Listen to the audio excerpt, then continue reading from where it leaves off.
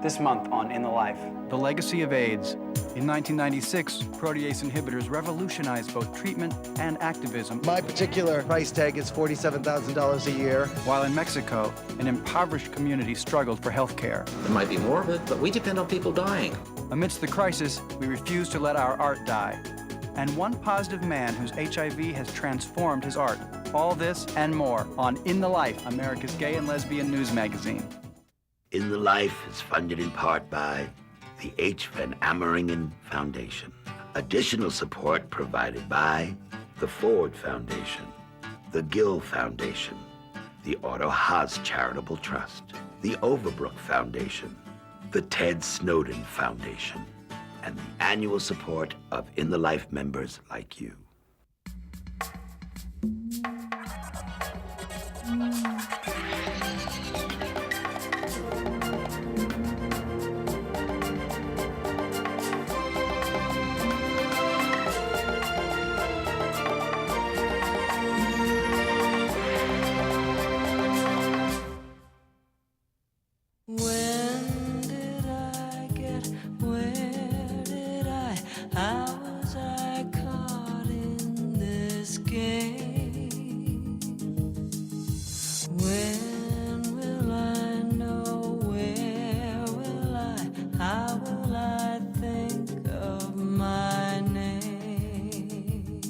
Down Christopher Street, thousands march with quiet reverence to honor the dead and to support the living.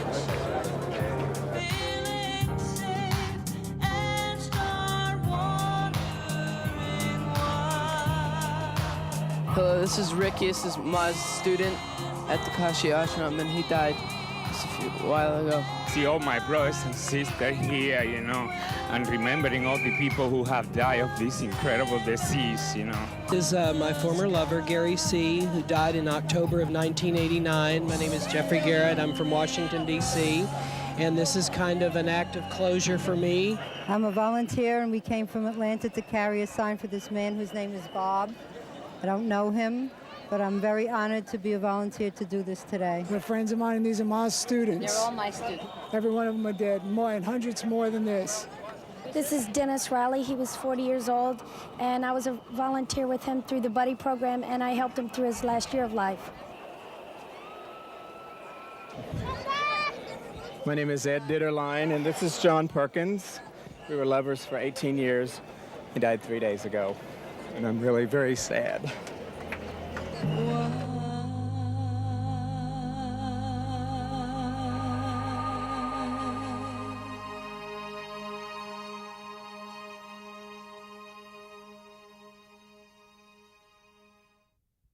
Welcome to In the Life, The Legacy of AIDS, a portrait of the epidemic in the 90s. I'm Bill Brochtrup. In 1981, when AIDS first hit the national radar, it was known as the gay cancer, or GRID, gay-related immune deficiency. And while Ronald Reagan refused to say the word AIDS until 7 years into his presidency, AIDS activism sprung up within a wounded gay and lesbian community. In the late 80s, activists rallied for access to medications and struggled to end discrimination against people with AIDS. By the 90s, gays and lesbians had mobilized for visibility, for representation, and for survival. Tonight, In the Life reflects upon the intricate legacy of AIDS. As Tijuana relies on the U.S. for inherited medication, one man leads the battle against the black AIDS epidemic from the inner city. There's a crisis going on, and we need to do something about it. And in Outtakes, Harvey Fierstein questions what AIDS activism has really achieved. Why are we still doing this? Has nothing changed in the last 15 years? But first, in 1996, protease inhibitors changed the face of AIDS. By stopping HIV-infected cells from reproducing, protease combined with older drugs like AZT to create a pill cocktail that helped control the virus. But longer lifespans in the U.S. began to threaten healthcare south of the border, and protease couldn't do anything to address the social problems at the heart of the epidemic.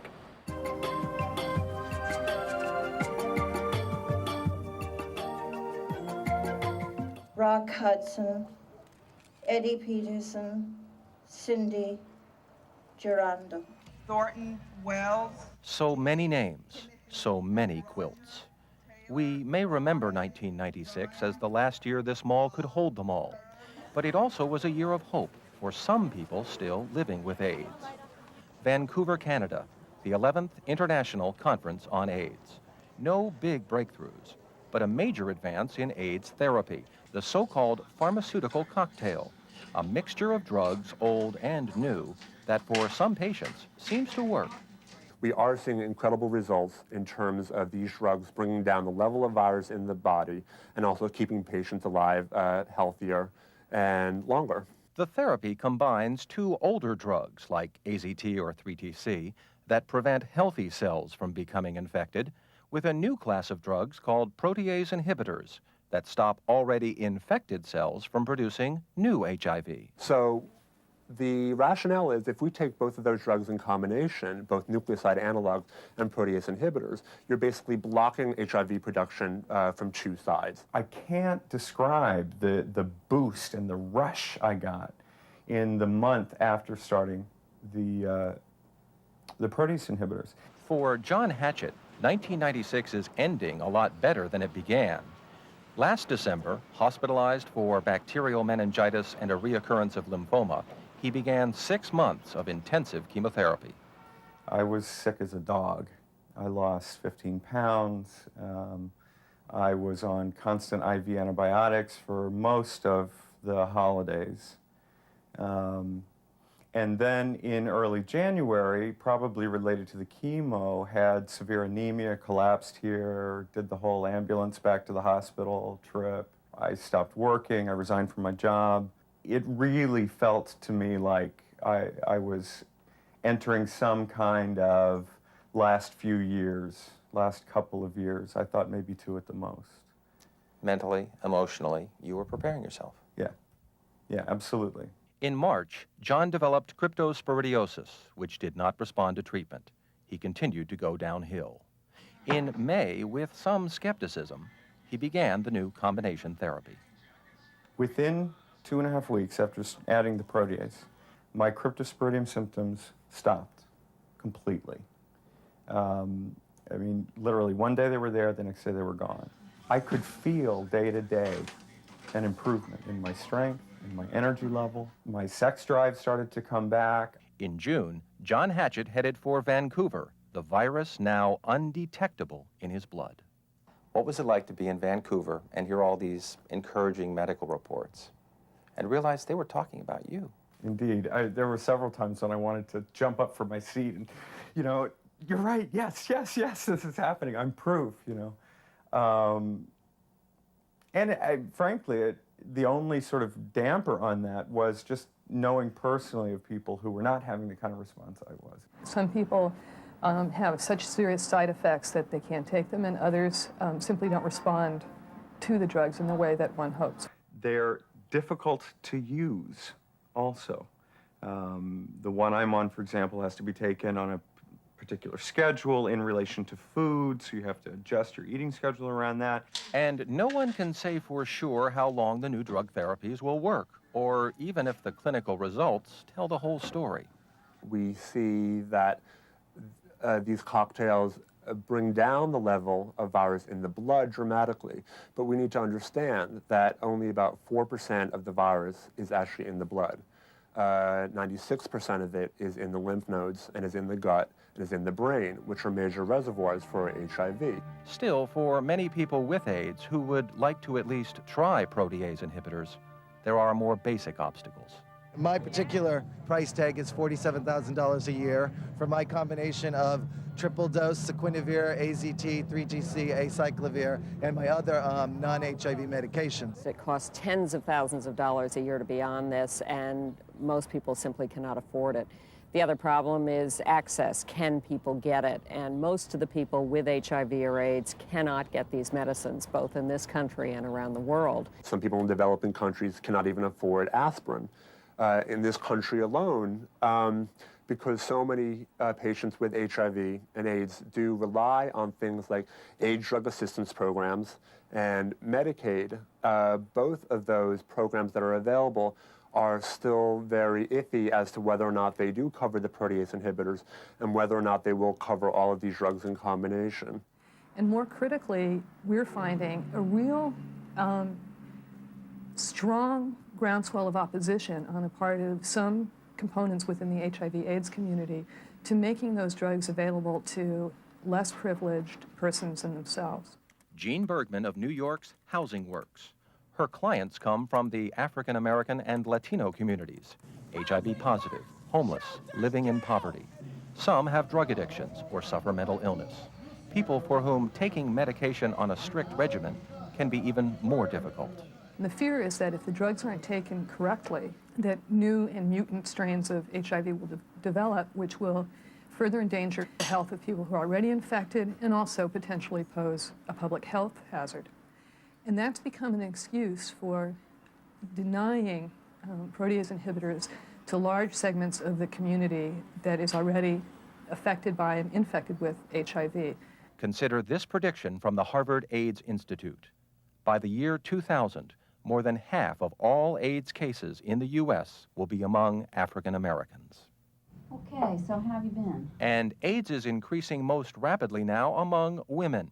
Yet clinical trial data on how women respond to the new drugs has been slow in coming. Protease has done a lot for us, but it hasn't done anything to the classism, sexism, racism, homophobia that have been so much a part of AIDS since the beginning. And those are still our battles. They have to be. Otherwise, a purely medical, even a cure, is really not going to have meaning for most of the people with HIV in the world.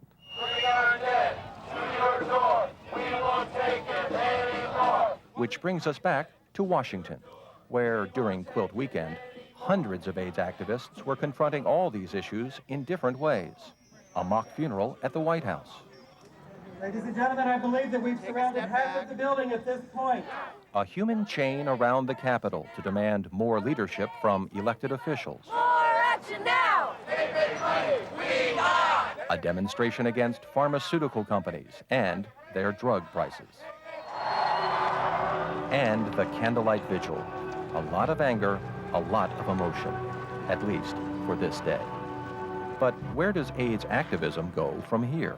I think the big problem in much of AIDS activism right now is nobody knows where to focus. As treatment has changed, a lot of energy has gone in that direction, and yet the issues of access to treatment for so many people is really the key issue, and a lot of people are moving in that direction. And so there's unfortunately, a little scatteredness to the activist movement right now. If you look at, say, ACT UP New York and find it smaller than it was a couple of years ago, it's because all those people have spread out to other agencies, other lobbying groups, and the work goes on in an activist way, but in different forms.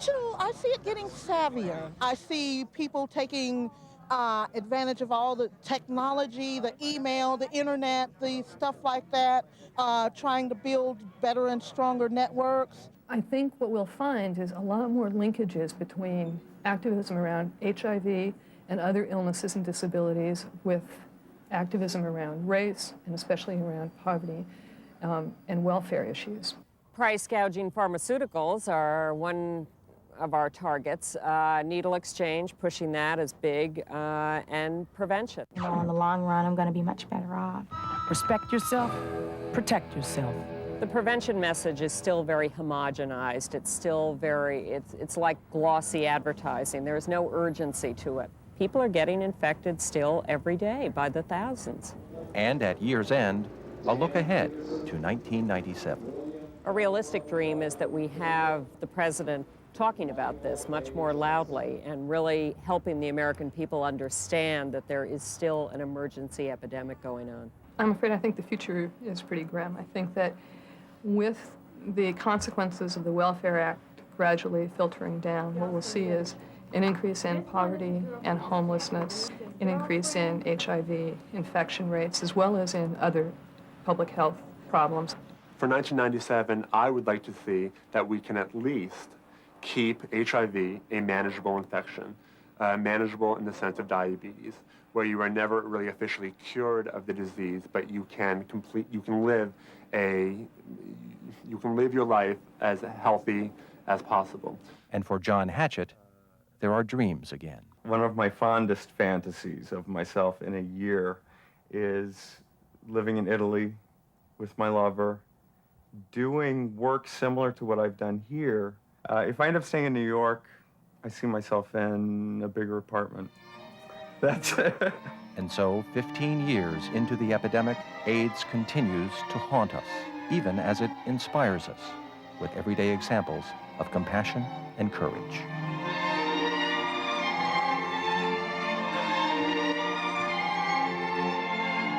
But as hopes begin to rise for an ultimate cure, our greatest inspiration continues to come from those we have lost.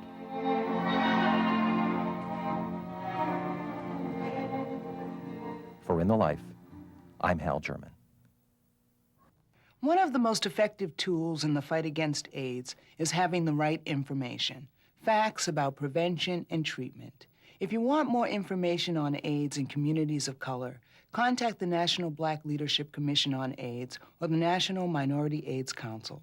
For these and other links to organizations working in the battle against AIDS, check out our website at inthelivetv.org.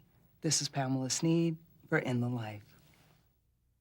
Many Americans come to Tijuana for sex, provided by men and women who sell their bodies, perhaps to feed a family or sometimes to feed a drug habit. So much of the AIDS that we have down here can be attributed to Americans coming from California into this region and engaging in sexual, utilizing the services of the sex industry down here, which is a major industry in Tijuana. Fred Scholl works as the volunteer pharmacologist at ACOSIDA, or Alliance Against AIDS, an AIDS outpatient clinic in Tijuana run by gay activists. ACOSIDA was started in October 1989. For 8 years, it has been the only HIV clinic in Tijuana. It has never closed.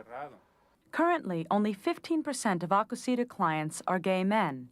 40% of the clients are heterosexual couples. But a closer look at Mexican culture may explain this trend. A much higher percentage of men in Mexico have bisexual experiences than in the United States. And of course, that contributes to the AIDS situation because men can get infected with HIV and take it home to their wives, and that's a common scenario here. No matter how people get infected with the HIV virus, getting treatment for any Mexican citizen always depends on access to money. If the person has money, they can get treated in the United States. Or they can pay a private doctor who will charge a lot of money and may not help them as much, because doctors here are not up to par with the latest treatments. People without the financial means, the working class who go to the general hospital, are referred to government offices, and from there they send them here, to us. ACOSIDA is the only clinic in Mexico that provides AIDS drugs to its patients free of charge. Drugs that are brought here from San Diego and elsewhere in the United States. I essentially, through a network in San Diego and throughout a chunk of the United States, collect medicines and medical supplies that would normally be thrown away and bring them down here. Because of American laws, prescribed drugs that are no longer useful to a patient are usually thrown away. Let's say if I had AZT and I had a friend that needed AZT, and I gave that friend AZT in the U.S., I'd be committing a felony. If I donate it to a medical organization outside of the U.S., that's not violating the law. So what happens is this stuff is donated for use down here. Ironically, the supply of life-giving drugs to ACOSIDA has depended on the death of Americans with AIDS. It might be morbid, but we depend on people dying for our medicines, or that their medicines are changed. And prior to the protease inhibitors, we were not only providing medicines to this clinic, but we were providing medicines to clinics in Mexicali and in Guadalajara and in Mexico City. We had lots of medicines, and then all of a sudden they dried up because people were living. And I've worked with AIDS long enough that we have kind of we've developed a jaded attitude. We have seen every wonder cure. You know, AZT was it, and then there was DDI, and then there was this, and then there was 3TC. Every one of those things have come along, and the virus has a way of adjusting. So we said, if things go the way they always have, we might have about 6 months, and people are going to start dying again. And you know what? That's happened. The studies have shown only about 50% of the people taking the protease inhibitors that it works with. The other 50% it doesn't. And so now we're getting a good supply again. With a budget of just $12,000 a year and an all-volunteer staff, The clinic can only see patients once a week and has endured many hardships. For a couple of years, we had no running water, and a lot of times we have had electrical problems. It really narrows down to a lot of priorities. This is why we don't have a cell telephone. This is why we don't have the latest technology in computers. That's why we don't have a lot of, modern facilities, because we have to sort of make a budget throughout the year and sort of live by it. But volunteers at the clinic are fulfilled in other ways. It's important for me because there are lots of people that one day, I'm not sure it can happen to them, but tomorrow or the day after, it could happen to any of my kids or to me. This is important to me because I can help not only the institution, but the patients.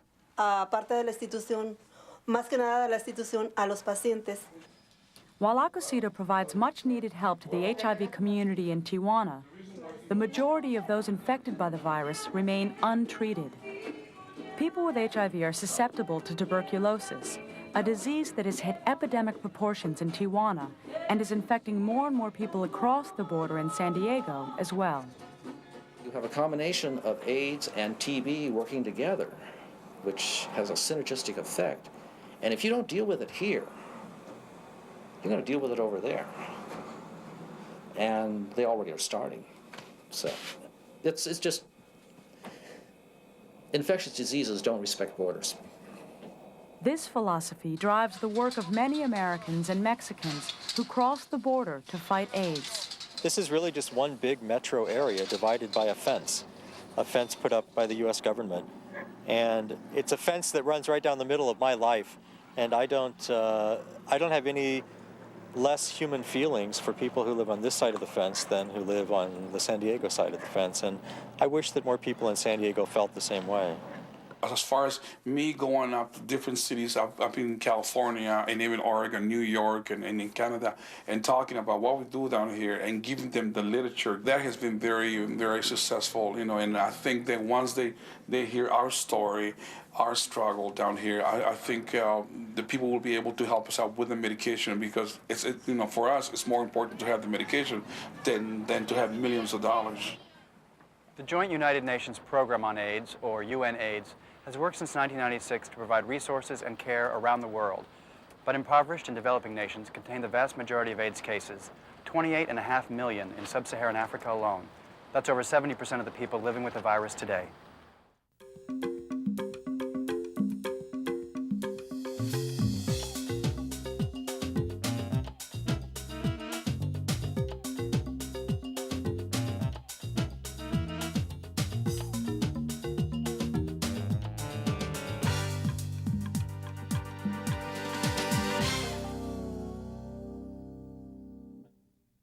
Hi, I'm Kristen Johnston, and you're watching America's Gay and Lesbian News Magazine, In the Life. Still to come on In the Life. Artists build a visual memory of the AIDS crisis. And before Harvey Fierstein acts up about AIDS activism, I may be ready to join those nutcases who claim HIV does not spread AIDS. A campaign against the virus in the inner city. Today, there are almost 1 million people infected with HIV and AIDS in North America. And although the virus alone may not discriminate, access to AIDS education and treatment is often restricted by race and class status. That may be changing in the Pico Union District of Los Angeles. There's a huge AIDS crisis for the African American community. 62% of all women with AIDS are black. 40% of all men with AIDS are black. Now, when you have prevalence rates and incidence rates among young black men that are going through the roof, there's a crisis going on, and we need to do something about it. And the we now is both the gay community and the African American community. We all need to do something about it. In 1999, Phill Wilson mobilized a group of colleagues to look at the epidemic in a systematic way, and the African American AIDS Policy and Training Institute was formed. The Institute is the only Black HIV/AIDS think tank in the country. We train people in the basic science of AIDS. We train people in organizational development. We train people in prevention and policy.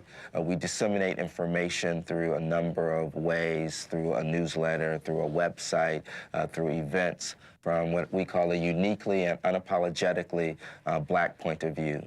The motto of the organization is our people, our problem, our solution. And what that means is that we do things for us, by us. We believe that within the Black community, nothing's going to happen unless we start to take action and responsibility for that. The Institute is located in one of the hardest hit parts of Los Angeles, the Pico Union District, the epicenter of the epidemic. We have people who are Korean, we have Latinos, we have African Americans. Also, this is one of the places from which folks who were incarcerated are released. There's also sex workers who work here, and there is a large number of substance use going on around here as well. Despite the AIDS crisis in the African American community, many activists believe that Black organizations have been slow to develop an infrastructure dedicated to fighting the epidemic. If there weren't gay AIDS organizations, we would not have been as effective as we were in the gay community in fighting the disease, And so you think we would have learned that if you want to deal with the disease among women or you want to deal with the disease among ethnic minorities, that there have to be strong indigenous organizations to deal with those diseases in those communities. I think that there are always things that white organizations can bring into the Black community. But I think ultimately for effective work to happen, Black organizations need to be intimately involved in that process. While there is a call for Black organizations to take action, many are hesitant to add AIDS programming to their agendas because they are already dealing with a host of other issues. The crisis in the African American community around HIV and AIDS is from a number of things. Part of it is still rooted in the history and the perception that AIDS was, a gay disease. Part of it is rooted in homophobia in Black communities. The Black institutions are still dealing with violence and other health issues and unemployment issues and underemployment and infant mortality and civil rights issues. All of those things are still on the plate, and so people have to juggle how they spend their time and the resources. The Institute's mission is to organize other Black groups, including civil rights organizations, churches, sororities, and fraternities, and assist them in developing HIV and AIDS education and treatment programs that can be incorporated into what they already do. This candlelight vigil in March, held in the Watts section of Los Angeles, is an example of the Institute's collaboration with faith-based, civil rights, and service organizations. People ask me what kind of motivated me to become an activist to the degree that I am. And part of it is race, and part of it is class, and part of it is age and geography. I grew up in Chicago in the late 50s and throughout the 60s, and that was a time of lots of activities. I was a young boy doing the Martin Luther King marches in Chicago, and my parents were actively engaged. I saw things that did not seem to me to be right. In 1980, I just come out. My partner and I went to the doctor, and our doctors talked to us about this thing that he had seen, and it involved gay men somehow, and it involved swollen lymph nodes, but he didn't know anything. And my partner and I said that our lymph nodes had been swollen for some time, and so the doctor took a biopsy and discovered that our lymph nodes were abnormal, but he didn't know what that meant. Shortly after that, we moved to Los Angeles, and it became pretty obvious what was happening. Our friends were getting sick, and our friends were dying. If you were a person of conscience, you had to get involved. And so we got involved in the beginning days because we felt we needed to know. We felt that it was going to be about us. In the early 80s, AIDS was considered to be a gay, white male disease. Now, with the current staggering numbers of African Americans stricken with HIV and AIDS, there are concerns that racism has played a role in the epidemic.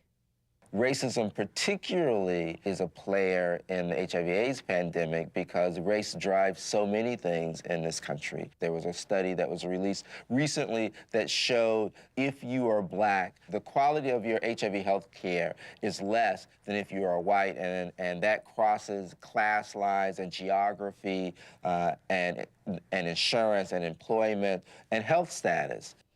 In an effort to study the effects of HIV and AIDS as it affects communities of color, the Institute established Crossroads Medical, a Brooklyn, New York-based model program. Dr. Diana Williamson is its medical director. There's a major epidemic of HIV, but there's an epidemic within the epidemic, and that's an epidemic related to poverty. And the poverty is more important than the risk factors in terms of the body fluids. And people who are poor do things that they would not ordinarily do if they weren't hungry and if they weren't homeless. And that the social structure in the United States allows people who are poor to continue to have the burden of disease that we don't see in other social economic status classes. And that is the root of it. It's not African Americans don't wear condoms. It's poor people in general don't wear condoms. On the flip side of that, it seems that there is a belief in parts of the gay community that this is no longer a gay issue. And for me, that's problematic on two fronts. It's problematic because clearly it is still a gay issue. Minimally, it's an issue among gay men of color. And so either we're making a decision that gay men of color don't count, which is a concern that I have. But secondly, it's an issue for the gay community because in the early 80s and the mid 80s and the early 90s, we said that we were going to be involved in fighting this thing until it was over. And I remember the posters that said, until there's a cure. Well, there's not a cure yet, and it's not over, and we have a commitment, a promise that we have to keep. For an activist, fighting the AIDS crisis is not only challenging, it's life-consuming. And for Phill, this battle is deeply personal. Part of the challenge in doing this work is trying to have a life. So being at home is really important also. At home involves, spending time with my nephews.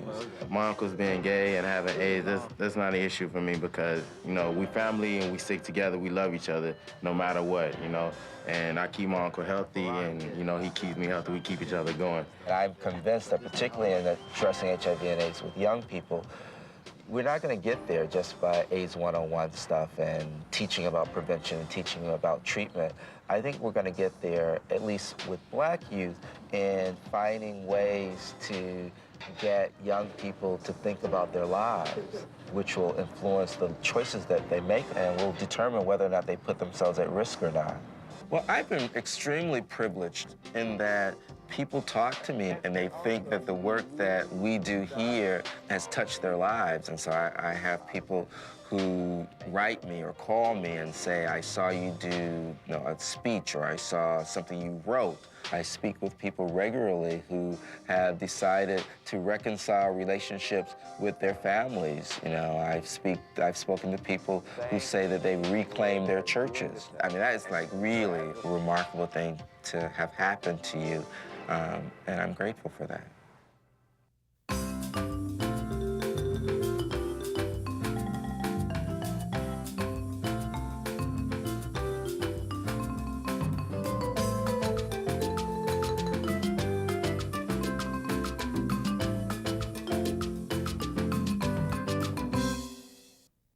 Over the past 20 years, AIDS has left gaping holes in just about every artistic community.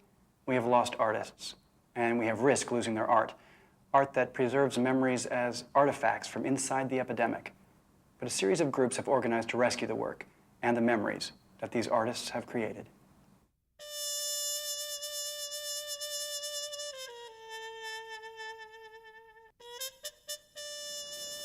Jack Waters is a New York-based filmmaker, writer, and dancer who was diagnosed with HIV in 1992. In honor of Gay Pride this past summer, New York City's Donnell Library commissioned Waters and his partner, Peter Kramer, to install their exhibit called Pride 2001 in a window of the library. It's a 3-channel video installation and photographs that are my photographs and also archival material from various gay and lesbian publications. What we were working on conceptually was the idea of AIDS and AIDS history, but especially about how it's become erased from the popular consciousness. To assist artists like Jack Waters, the advocacy group Alliance for the Arts founded the Estate Project for Artists with AIDS in 1991. It was founded to assist families and survivors in preserving the work of artists that were being directly affected by the epidemic, and artists in the broadest sense, performing arts, visual arts, literature, dance, filmmaking, etc. Jack Waters is one of the artists whose films we've had the opportunity to preserve and master in the film preservation program. Jack, are you there? Jackie, are you there? I have been active in the AIDS HIV movement since the mid-'80s, since my friends started getting sick and dying. Getting an HIV diagnosis is a major life change. And being an artist, of course, it changes the way one approaches one's art.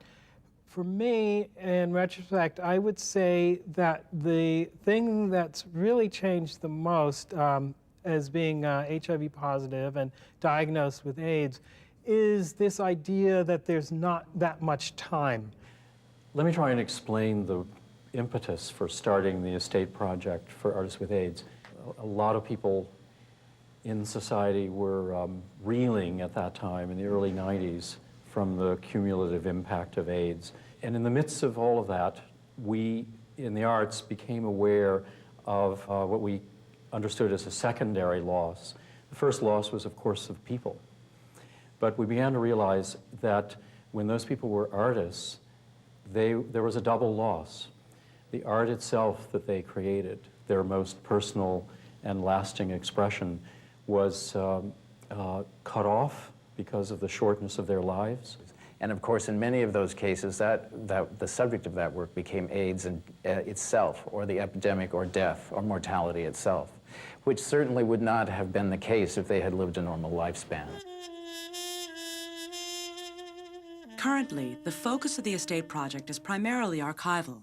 They have launched the online virtual collection in partnership with Visual AIDS, the only national organization that provides direct services to HIV-positive visual artists and documents their work in the largest archive of its kind. In addition, the Estate Project has archives for dance and musical works in the making, work that in many cases would have otherwise been lost.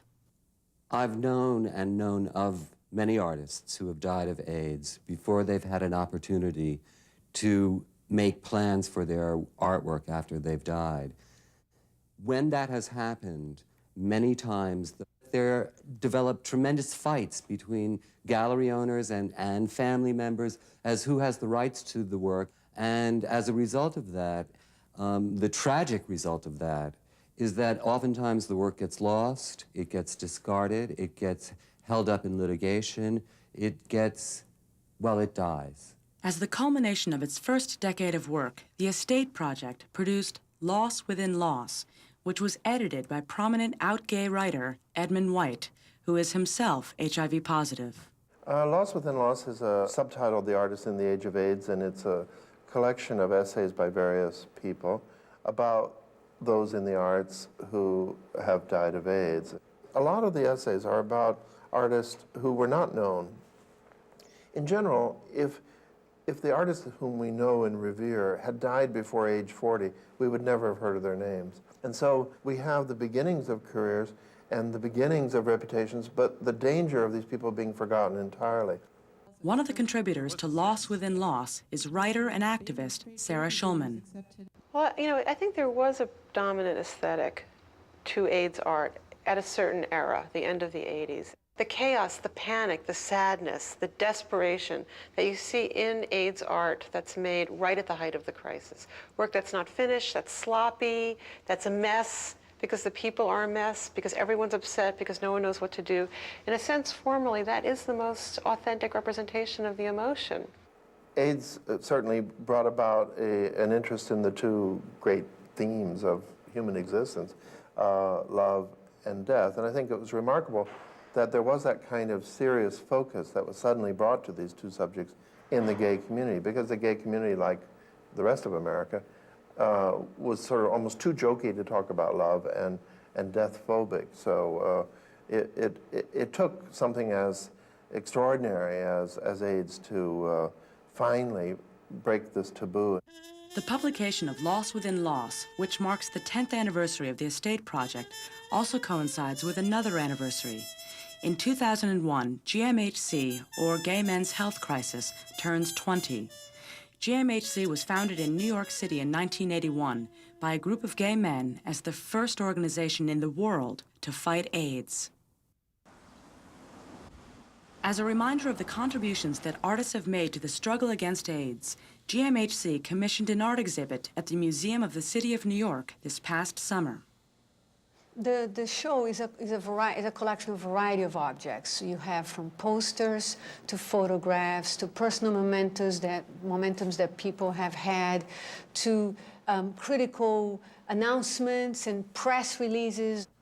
The initial art that we remember is art by white male artists. It is not the case throughout the epidemic, as it unfortunately evolved and continued to expanding into other communities. So did the artists' works, you know? Artists from all communities, Black artists, Latino artists, women, have participated, produced, and continue to this day to do that.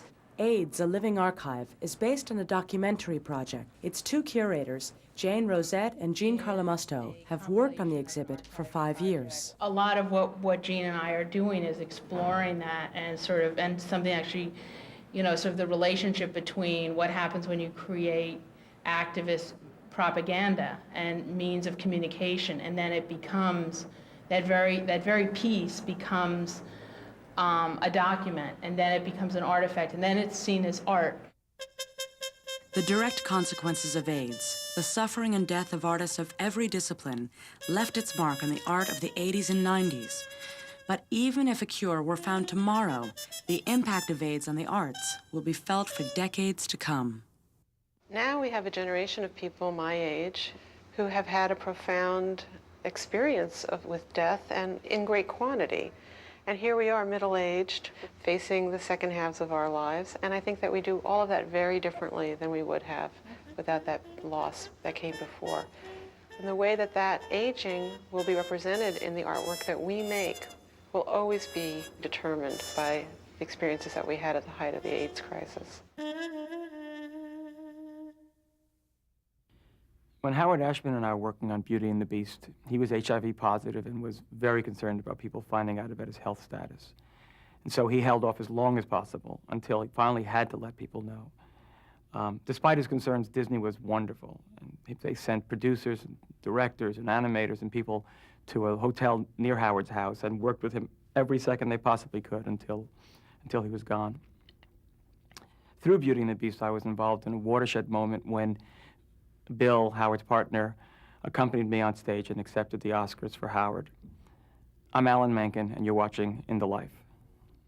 For any visual artist, the loss of sight is a terrifying prospect. But that's exactly what happened to John Dugdale at the height of his career as one of the world's most sought-after commercial photographers. Dugdale was 34 when AIDS-related illnesses left him partially paralyzed and legally blind. But Dugdale was determined to pursue his art even against overwhelming odds. The result? A new photographic genre that has critics talking and museums scrambling. What attracted art directors and editors worldwide to Dugdale's work was his uniquely sincere but sensual style, which evoked the work of 19th century photography pioneers like Julia Margaret Cameron and Henry Fox Talbot. I really imitated what I thought 19th century photography looked like, and I did very saturated, deep, old-fashioned colors, and it really ran the gamut from shoe catalogs for Ralph Lauren to pizza pictures for McCall's. In the high-tech days of the early 90s, Dugdale vowed never to touch a computer, and so far, never has. Dugdale's love of all things 19th century was more than a hobby, it became a way of life. I had a wonderful experience for about 8 years of living in a house that had no modern amenities whatsoever and was the most quiet house I'd ever been in. It was easy to find the past here, you know, shards of pottery from 100 different decades coming up from under the ground every time I made the garden. Making more of a sense of the 19th century here at the house, the first thing I did was rip everything out of the house that was, you know, post 1875, which is the latest addition to the house. And some of the wiring was kind of dangerous, and it was very old and gave me the excuse to take out some of it, which then led to me taking out all of it, which then led to me removing all of the appliances, including the heat.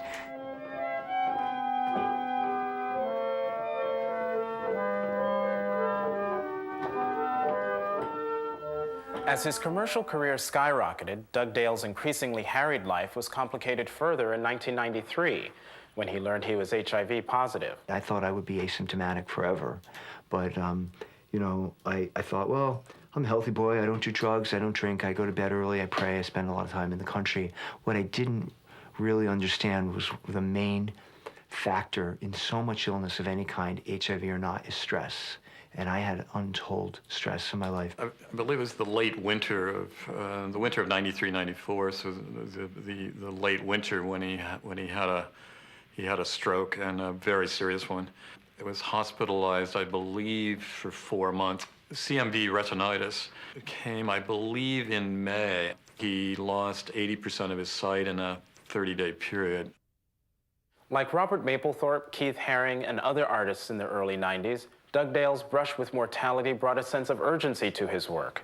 We've had political art, you know, from the 60s on that was very powerful and important, but I think AIDS turned that sort of more general protest kind of art into something much more personal, especially because it involves sex and the body. Many artists took a confrontational style in dealing with the epidemic, creating angry activist art. Dugdale's approach, however, stripped the stigma from sex, death, loss, and love, and presented them in photographs which could have been taken 100 years ago. The timelessness has something to do with John's technique. He's working in a 19th century technique. He's reviving a lot of looks and styles that come from the past, and clearly wants to place his work and his subjects in a time that's really hard to pin down.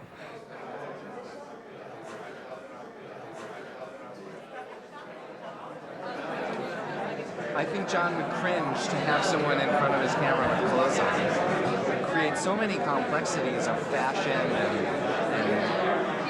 it would create a very specific time for the photograph of his work. It tends to be very timeless. His lighting is mostly natural light.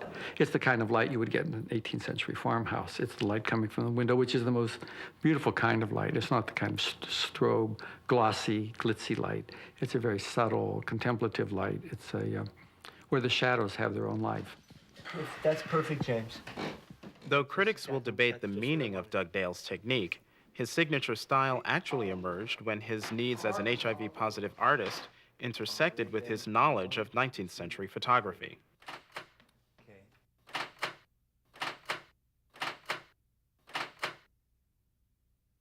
Being a student of the past, when I came out of the hospital, I knew that I wouldn't be able to use the normal, fairly toxic chemistry that comes in the normal black and white darkroom process. But I did know about cyanotypes, which are made in ultraviolet light in the sun. It's a pre-electric process from 1841 invented by an astronomer and a philosopher named Sir John Herschel. The most simple formula for it is 2 iron salts mixed together in water, brushed on a piece of archival paper, and sandwiched together with one of the large format negatives, exposed to the light of the sun, and rinsed in water. That's it. There's no darkroom involved. You can do them outside in the yard.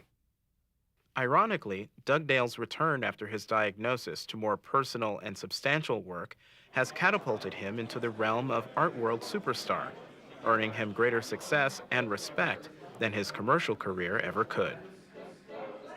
He talks a lot about his condition, that it was preordained and that it was all destined, There's no sadness in that. There's no regret. If I had one thing to tell any artist in any medium to do while they were sick, after they were sick, before, during, after, any time, is to take their experience and channel it through their filter of whatever their medium is and use their talent to possess the thing that's happening to you.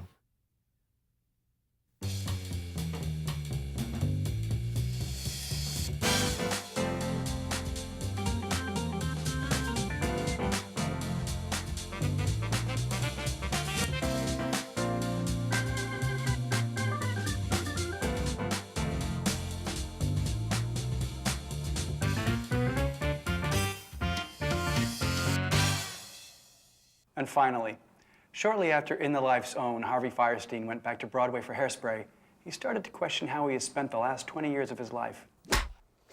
As you may know, I'm back on Broadway. That's right, these shaved eyebrows are not meant as a fashion statement. Well, no sooner had I arrived in my dressing room than the requests to perform AIDS benefits began to pile up. Nothing new about that, I do AIDS benefits all the time.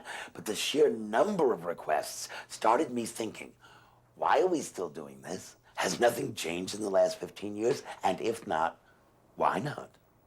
Have we wasted 2 decades battling the wrong cause of AIDS? For the better part of the last 20 years, my friends and I have sacrificed time, energy, and resources to the crisis. We've raised money, performed shows, spoken out at schools, on TV, at rallies, in movies, hospital wards, street corners. We've marched and protested and screamed ourselves hoarse. We've sought out experts, trained the counselors, built hospital wards, created hospices, handheld patients, counseled families, and sewn memorial quilt panels in every city of every state of this nation. We've backroom politicians and bullied pulpits, lambasted school boards and blackballed bigots. We've written legislation and pamphlets and found funding for prevention. We've fought court battles and took on drug companies. We've smuggled meds, phonied insurance forms, bribed healthcare workers to get what patients needed. We've lectured and written about our experiences. We've buried our friends and our lovers and our family members and our neighbors. We've passed out condoms and rubbered bananas and worn red ribbons to every public event imaginable. We've held world events and out-mediated every single other disease ever contracted by man or beast. We've spread the message in all conceivable languages that AIDS is a deadly but difficult to contract and completely preventable disease. We've done all this for the better part of 20 years, and still AIDS is a day-to-day reality in our community. Am I alone in feeling like a political fool, a social fossil, and a community failure? I know folks who think that being HIV positive is cool, sexy, and desirable. I know HIV positive people who have unprotected sex with others without care or conscience. I know HIV positive people who only have unprotected sex. I know HIV negative people who only have unprotected sex. I've spoken to an HIV negative teen who only wanted 2 things in this world: to meet a nice guy and to seroconvert. Now, if these people care so little about their own lives and well-being, why should I care? I should give up my Saturday night to raise money to buy drugs for some punk who went out and got AIDS thinking it was cool? I should sign posters and theater programs for auctions to pay for the treatment of someone who continues to have unprotected sex, spreading the misery? Should I waste my time and energy fighting to keep the infecting of others with HIV decriminalized and a private matter? Why waste money buying condoms to distribute when I can't even get some of my own acquaintances to have safer sex? Shouldn't I forego all this goody two-shoe crap and just let the next generation fester on drug cocktails and slowly die? Why not? My generation has struggled and sacrificed all of these years, and we've made little difference. Why shouldn't I stop wasting my time? Or have we been fighting the wrong cause of this epidemic all along? Have we? I may be ready to join those nutcases who claim HIV does not spread AIDS. No, I don't blame AIDS on government testing or biowarfare. I believe AIDS is spread by the same killer virus that has stalked and destroyed our people for as long as we've existed.